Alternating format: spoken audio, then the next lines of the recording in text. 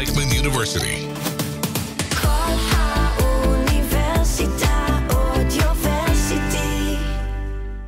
And then I thought, how can I eat breakfast? Like, who am I to eat breakfast when this is going on? And I think a lot of people have felt one or the other or both of those, both of those sides of the story. And then, like, I really cried. I felt it deeply. And then I thought, okay, so if I don't eat breakfast, then I can't go on to fight for the release of the captives, and I can't go on to fight for food to get into the hands of the gods. And so at some point you have to eat. So it's both a biological and a spiritual necessity that we engage in the beauty and bounty and blessings of this world, even while we're engaged in the struggles of this world. I don't think it's selfish to go to therapy and to go to yoga and to go to dinner. I think it's selfish to do all of those things and then not take our nourished souls and dedicate ourselves to fighting against human suffering.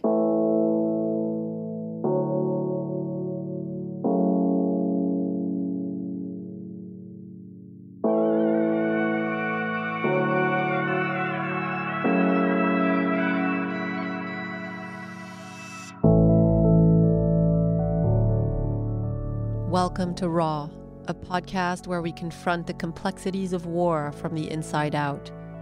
I'm Anouk, a journalist, author, yoga teacher, and meditation practitioner.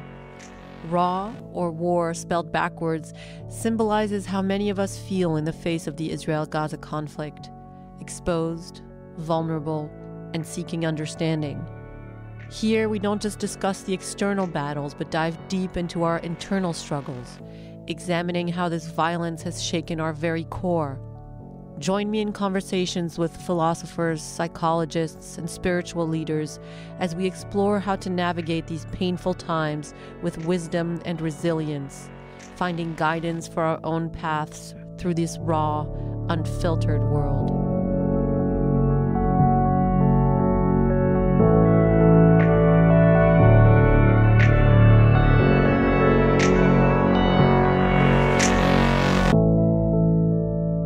Today, I have the immense honor of hosting Rabbi Sharon Brous, the visionary founder and senior rabbi of Ikar, a dynamic Jewish community in Los Angeles, and the author of The Amen Effect.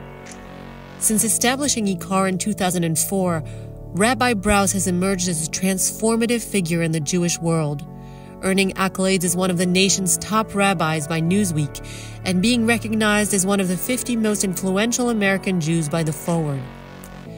Her spiritual leadership reached a national audience in 2013 when she delivered blessings at the inaugural national prayer service for the president.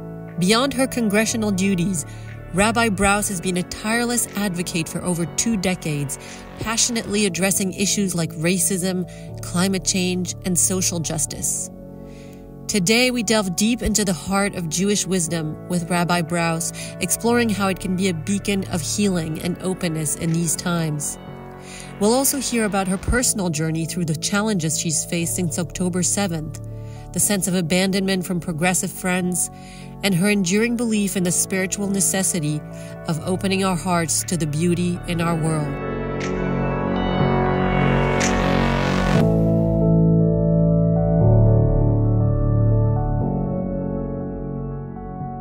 Sharon, thank you so much for joining us. We're on Zoom, so I can see in the background. I don't know if it's your house or your office. It looks beautiful. And is that a pool table or a foosball table? It's a great foosball table. Okay, so is that what you do in between home office? In between sermons and and this was a coincidental purchase that we got the week before COVID and sustained my kids through COVID, I think. So yeah, whatever sustains the kids through COVID, yeah. And if you can sneak a little game during work, that sounds good too.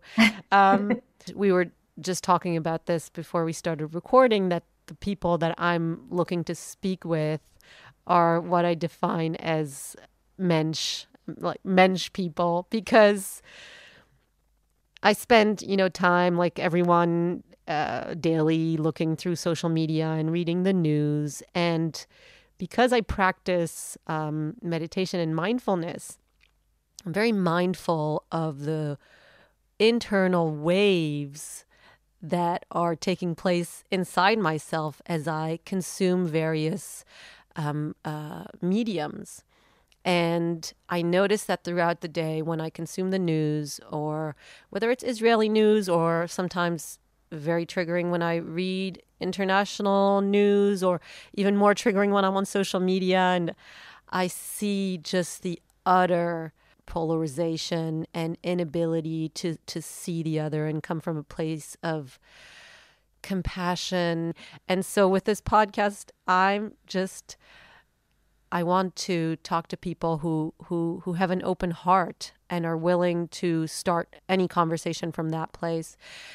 I wanted to ask you what internal waves or storms you've navigated since October 7th. How has that looked for you, and where do you find yourself these days? First, I'll say, just going back to that terrible Shabbat morning for us here, I was in Los Angeles, and I think in addition to the just anguish and devastation and shock that we were all feeling, what really took me by surprise was the immediacy of the response on the street here and around the world in support of Hamas, and the lack of compassion or understanding of the humanity of Israelis and Jews. I was stunned by it, and I've spent my life in movement spaces, in movements for racial justice and economic justice and climate justice and reproductive, and I saw an inability in those spaces that are supposedly dedicated to building a just world to see our humanity. And it was incredibly painful. It was on top of the anguish was this sense of truly of existential loneliness. And I think a lot of Jews felt that way, in Israel and in the diaspora. I think in the diaspora, in Israel, I think that the grief from many of my friends and family who are there was so all-consuming. Here, we saw it immediately. Like my kid was, I have one who's in college and had just started her sophomore year, and they were in the Hillel building for Shabbat and Shmini Atzeret, and they heard of what happened, and they spent the whole day in the Hillel building, and they were being kind of briefed on what was happening. And then she left the building that night for the first time outside of this little oasis on campus. And she imagined that everyone on campus was just going to be horrified because there were already reports of really horrific atrocities. And there were already protests that were accusing Israel of genocide and celebrating Hamas, and as a movement for liberation. And she was so stunned by that. Like, what happened in those few hours that turned the narrative totally upside down? Now, I want to temper this by saying, as I did immediately, I spoke on the Shabbat a week later. On October 14th, I had to give my first sermon, after the atrocities, and I spoke about it, and I really made a point of saying that it's not a total abandonment that we're experiencing. There actually are many people in the world who have stood up to express their outrage and their disgust, and Bono spoke about it, and President Biden spoke about it, and I felt it was important also for our Jewish community to know, because we do tend to fall into the pattern of the whole world hates us, we're alone in the world. And it isn't completely true. And also there's something to it. It's both of those things. And I think so much of the last 5.5 or 6 months has been about us holding multiple truths at once. We have both been abandoned, and we are also held with care. That's just one of the many complex truths that we've been called to hold.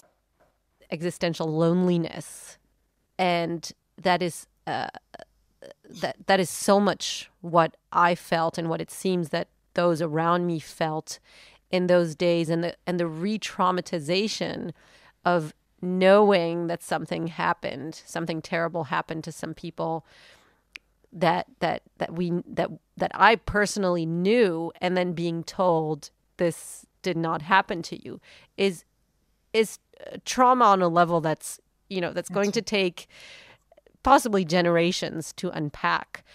But it is true that something that this war has really taught me is that we need to hold several truths at once.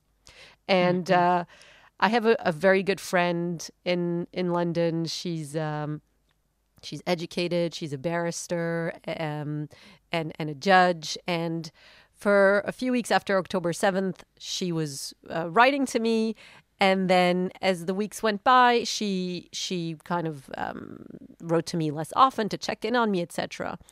And because of what I was seeing on social media, this hatred and this vilification and these untruths, I started imagining that maybe the reason that she wasn't writing to me was because she had started associating me with a genocidal country and colonialist, white supremacist oppressors, etc. And that was a projection that I made, and that turned out to be entirely untrue. She ended up telling me, I was just busy, and actually I had no idea that things were still as bad in Israel. And a few weeks ago I saw her, and she genuinely didn't know that there were still Israeli hostages in Gaza. And so I think we have to know that what lives inside of us so strongly is not necessarily what the rest of the world is busy with. I'll tell you three little vignettes to demonstrate this. One, there was one friend very dear to me. We have been marching together for justice and fighting for justice together for 15 or 18 years. I simply did not hear from him after October 7th. Like, he didn't call to check in on my family. And a couple of weeks went by, and I texted him to say, "How are you?" And he barely responded, like, all good, something like that. But it was an opening that I created, and he chose not to take the opportunity to ask. And I was really hurt. And I spent a couple months wondering. I mean, it was just because it was one of many. And then I saw him a few months later, and he explained to me as we sat down for breakfast together that he had a massive personal crisis on October 6th. And he said, I was aware of what happened, but he's not Jewish and he's not Palestinian. It wasn't top of mind for him. And he said, then things just went from like horrible to even worse. And it just kept, escalating. And then at some point he felt like he couldn't reach out, and he just wanted to apologize because he was in this massive crisis. It's not for everybody. The second is, I have a good friend who I've been with for many years, and I've been in relationship with and in the work with.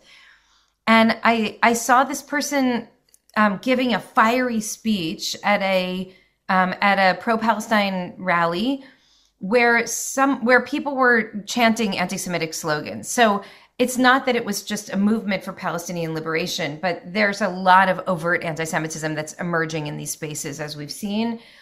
And I reached out and said, I really see how activated you are in this space. And I need to ask, as your friend, when you see anti-Semitism emerging in the spaces, you have to draw a distinction between Hamas and Palestinian liberation. And you have to draw a distinction between Bibi Netanyahu and the Jewish people. And you have to have zero tolerance for anti-Semitism. People can oppose the war and can oppose the government, but when it becomes like that they're opposing the Jews, you have to speak out. And the person just totally ghosted me.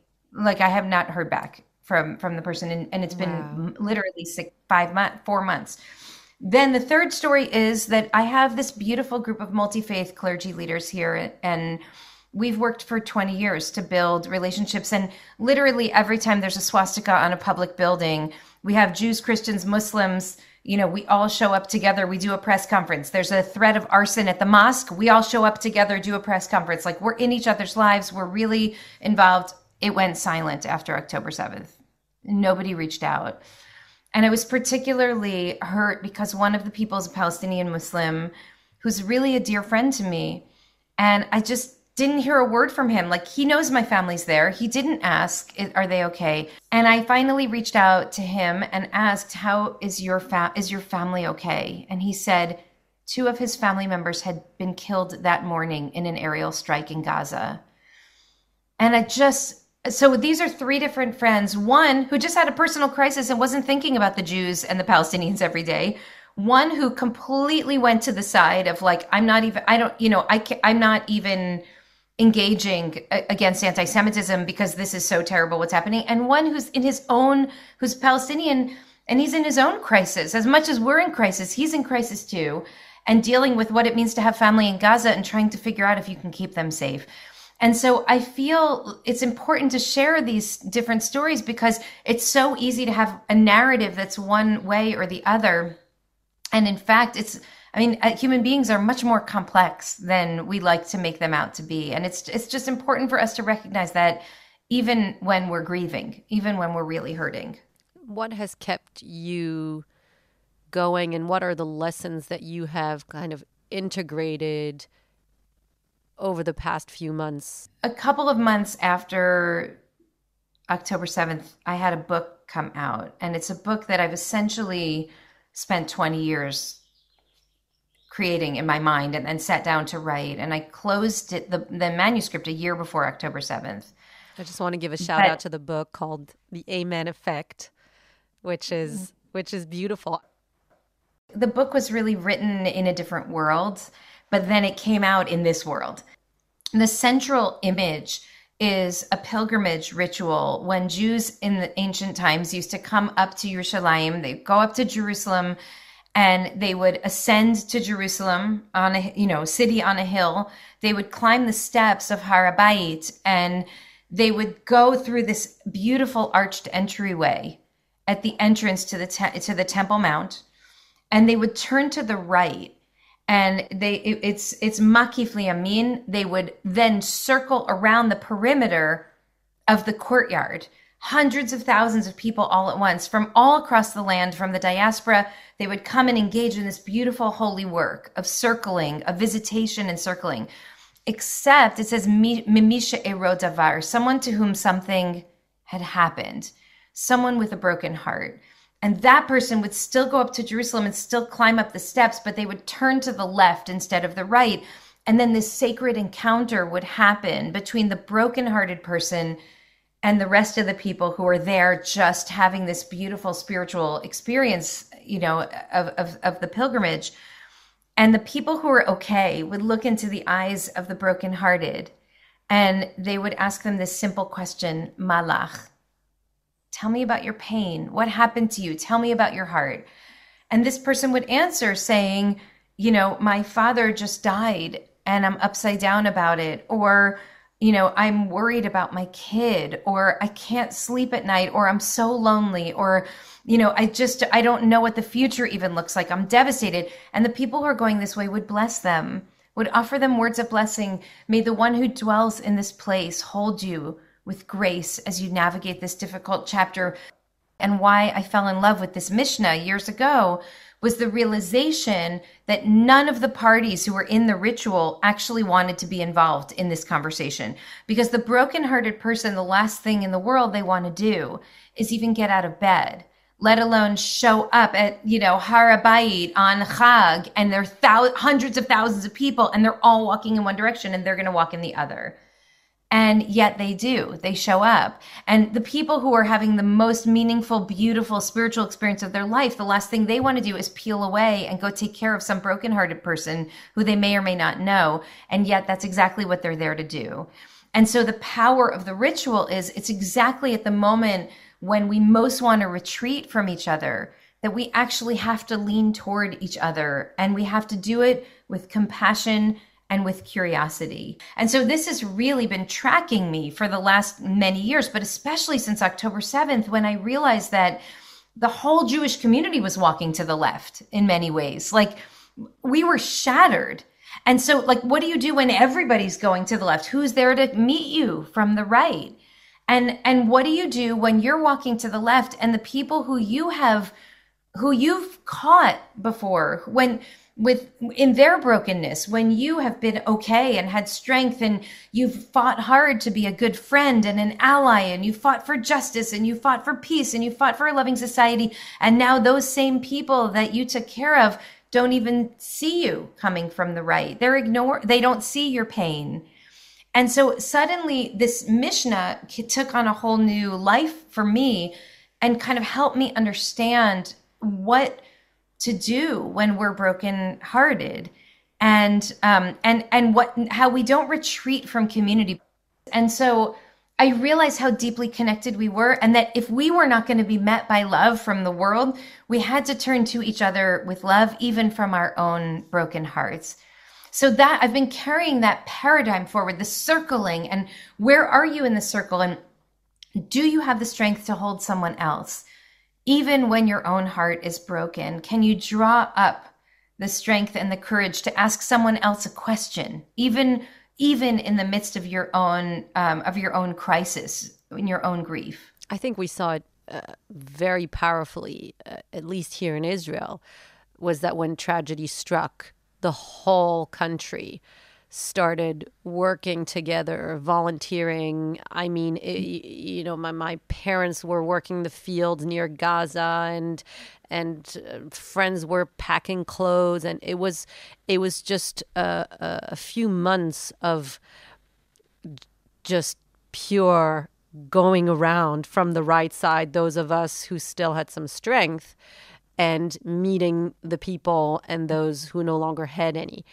But the other side of the coin is that when we as a society feel as attacked as we did on October 7th, and then, as we said, the additional pain of the denying of our reality, it's normal human evolutionary psychology to then retreat upon ourselves. And in the face of that existential loneliness, to become more tribal than ever, to say, this is my little safe island. And so I'm only going to see the people who are approving of my humanity. I'm only going to see their humanity.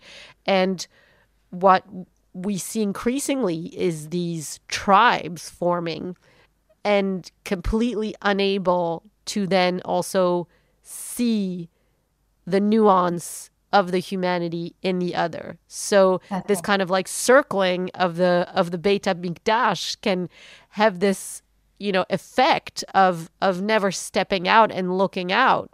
And for example, as Israelis, looking at the faces of the Gazan children who are dying, and the faces of the mothers, and seeing their pain, and it leads to this kind of like closing of our hearts to other tribes. We see this. We've been seeing this for decades, and this tribalism, this political tribalism. You have it in the United States. We see it here in Israel. Until October 7th, we were as divided a nation here in Israel as ever before. How do you contend with that within yourself and within your community? So the thing about tribes is that tribes are actually really important in the human community. They're very natural. We have a natural affinity toward other people who we think are like us, whether that means that they look like us, they pray like us, they talk like us, they vote like us. Human beings need community in order to survive. Not everybody, no person can do everything that's needed for a human being to survive alone.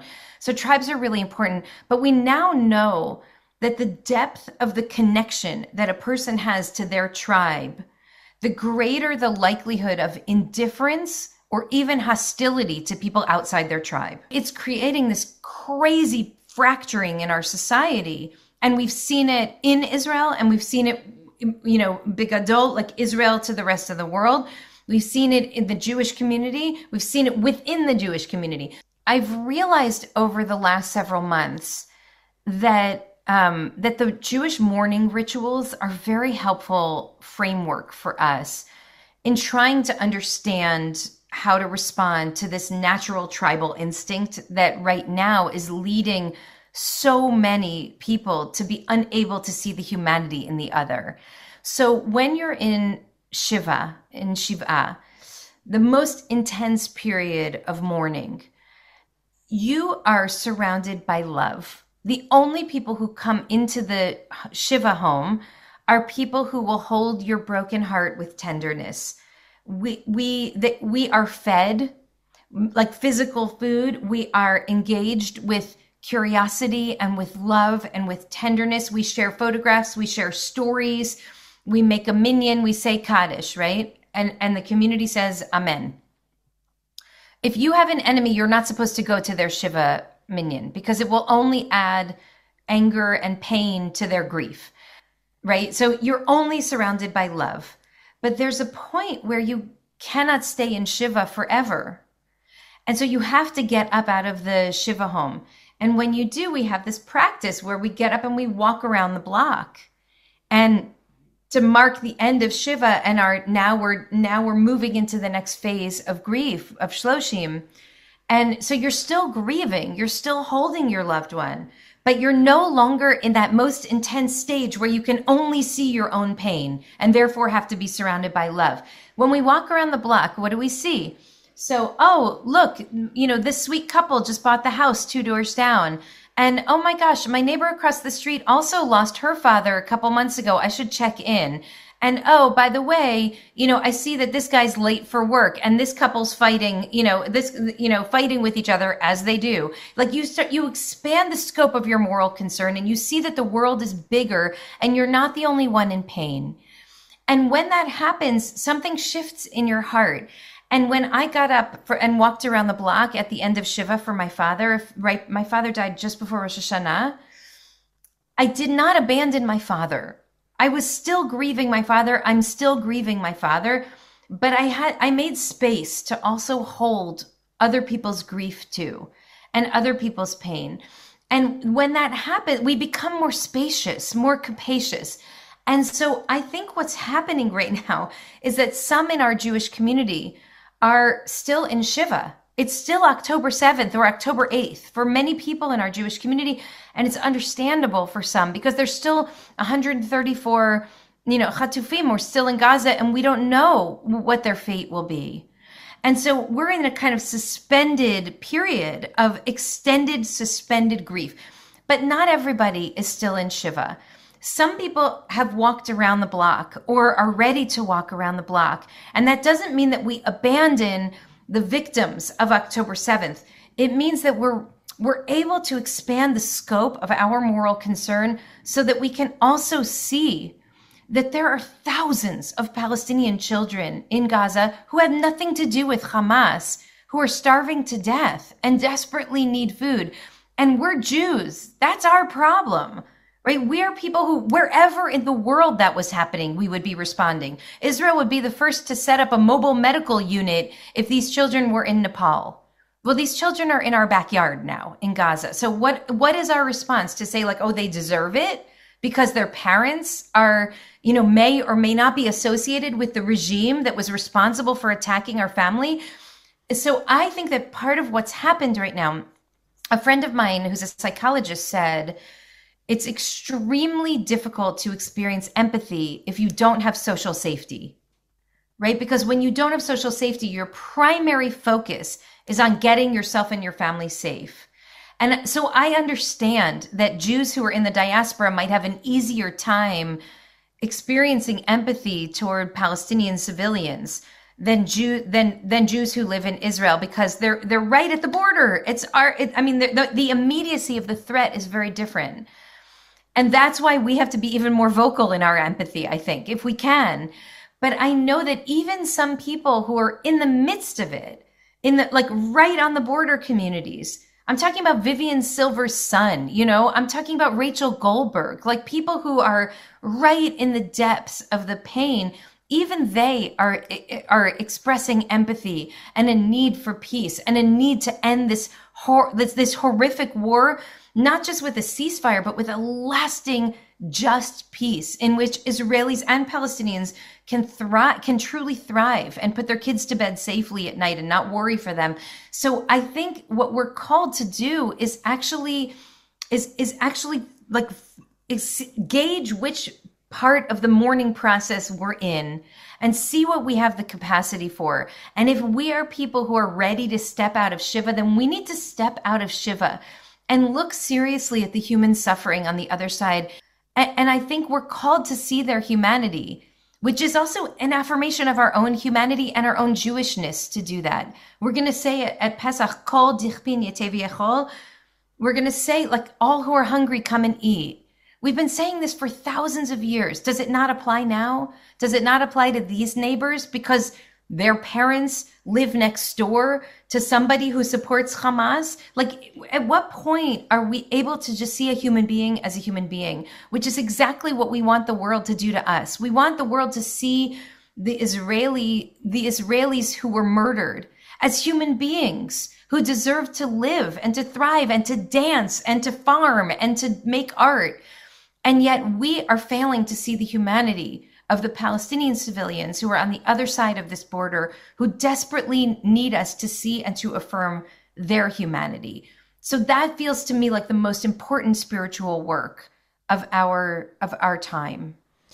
I love that you phrase it in spiritual terms, and equally you talked about your friend, the psychologist. You could really explain this in psychological terms and in evolutionary terms, which is that for people who are stuck in the survival part of the brain, which is, the brain stem, the limbic system, when you are either a family or close to a family who still has a hostage or who has a son fighting in the IDF, or even if you're on social media a lot and you're watching these videos, I saw it today, like reminders of October 7th and videos just replaying it again and again and again. And like you said, you are in the Shiva period, you are in the mourning, in the trauma, in the rape, in the atrociousness of what happened that day. If you're in that space, you cannot, your research shows and data shows that your more advanced part of your brain, your prefrontal cortex, the part of your brain that allows you to take in information and to make sense of it and to then have empathy and to decide how to respond to things, that part is just completely shut off. That's when I think both things like rituals, spirituality, but also self-care practices come in to allow people to feel that psychological safety to then have empathy. So a lot of people also have guilt when they go do yoga, when they go see their psychologist, when they go to a nice restaurant and meet with their family, etc. But I think that's really important to, that is almost a moral obligation to kind of refill our cup so that we can then look at the world and understand it from a more whole-brained perspective. When you're on social media, what you're doing is you're taking in the images and the ideas that someone else decided that you should see at this moment. And you're giving over your agency to the algorithm. Instead of saying, like I do when I open the newspaper every morning, I am prepared to take in the latest news through the most highly trusted news sources, and I'm going to see things that will upset me, but I know and trust that where it's coming from is important, that it is important for me to take it in. I also believe that joy, that the experience of joy, because you talked about the guilt of going to restaurants and going to therapy and going to yoga, but the experience of joy is not just a luxury, it is a spiritual necessity. It is a spiritual necessity, and it's built into our Jewish tradition. There's a reason that throughout, for literally, 1,000 years, that every week, and we had some bad weeks in Jewish history, we would end with Kabbalat Shabbat and sing psalms of praise. Mizmor LeDavid, like we're singing Shir LaDonai, Shir Chadash. We're singing new songs. Why do we let ourselves sing? Because joy is a spiritual necessity, because song and dance are spiritual necessities. And there was one morning about a month ago when my husband made me this gorgeous breakfast. And I sat down at the table and I was so stressed and sad about everything that's going on. And I'm holding a lot and holding the community. And I sat down and looked at this beautiful plate and I burst into tears because I thought two things simultaneously. Number one, the hostages, if they're still alive, they are not eating breakfast this morning. And then I thought, literally, there are thousands of children in Gaza who are eating grass and animal feed right now. I thought those two things simultaneously. And then I thought, how can I eat breakfast? Like, who am I to eat breakfast when this is going on? And I think a lot of people have felt one or the other or both of those, both of those sides of the story. And then, like, I really cried. I felt it deeply. And then I thought, okay, so if I don't eat breakfast, then I can't go on to fight for the release of the captives, and I can't go on to fight for food to get into the hands of the Gazans. So at some point you have to eat. So it's both a biological and a spiritual necessity that we engage in the beauty and bounty and blessings of this world, even while we're engaged in the struggles of this world. I don't think it's selfish to go to therapy and to go to yoga and to go to dinner. I think it's selfish to do all of those things and then not take our nourished souls and dedicate ourselves to fighting against human suffering. I would just say that's the definition of the wellness industry, which I have some qualms about, which is, a lot about self-care and taking, nourishing and healing the inner child, etc. But at some point, that very nourished inner child needs to grow up and to be able to give. And what you just said made me think about this parenting expert that I used to listen to, and a parent asked him, how much should I share with my young children? I don't know which ages we were talking, but I assume pretty young children. How much should they know about, at the time, it was before October 7th, about war and climate change and all, I think my children should know that all these things are happening, etc. And he said, when your children are so young, what you want to do is to create in them such a deep love for the world that they then become adults who want to repair the world. And you can only do that if they see the beauty in the world. If they look at the world and you have taught them to see the majesty and the magic and the goodness. And from that place of seeing the goodness, you then automatically, your heart opens and you want to share. If you are in that space where you're only seeing the suffering, you don't have that internal capacity to then reach your hand out. That's the dual side of the Jewish identity, that we have to, like, we're very clear-headed about where the pain is in the world. And we also understand where the beauty is. And so we live with both agitation and also appreciation. That's the kind of spiritual dynamic of being of really being a Jew in the world. And I think this does connect to the question that you asked me earlier about how people who are atheist or secular or not, they're not, in my community, it's very diverse. They're not all from Jews. Most, some Shomer Shabbos Jews and some Jews who will literally eat a bacon maple donut before coming to shul on Shabbat morning. So how do they find meaning in this moment? And I think it's two things. One is community, like just being. People come to shul on Shabbat morning who aren't there to pray. They're there to be together. And the second is tradition. That the language of the rituals and the language of the liturgy and the rituals of our tradition are such a powerful force, such a powerful counter-instinctual force to bring us toward each other, like this ritual from the Har HaBayit, for example, that everything that we think we know what we need, all of our instincts are to pull away, and the ritual says, come together.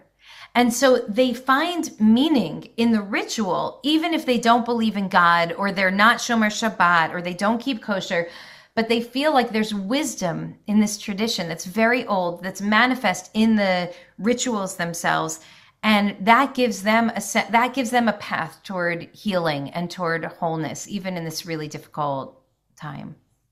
Is there a final quote or wisdom teaching or passage that you love, that give you strength, that you want to share with our listeners?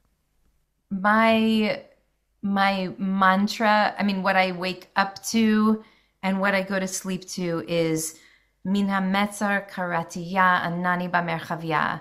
I just say this over and over in the most difficult times from Tehillim, that from out of the narrowest place, from out of the darkest place, I cry out and I am answered with expansiveness. And I think that trajectory, which will embody that trajectory in Pesach, but that trajectory from narrowness to the possibilities of expansiveness is so important now. And as my spirit wants to shrink in and I want to pull away, I just try to remember to like breathe into something more expansive so that there might be a future that is better than the present. So I really bless you with continued strength as you navigate this very, very difficult moment that we're in. Thank you so much. Thank you, Sharon.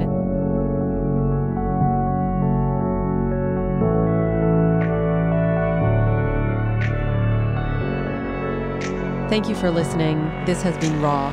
To listen to more of our episodes, you can find us on Spotify, Apple Podcasts, or wherever you find your podcasts. I'm Anouk Lori. Goodbye.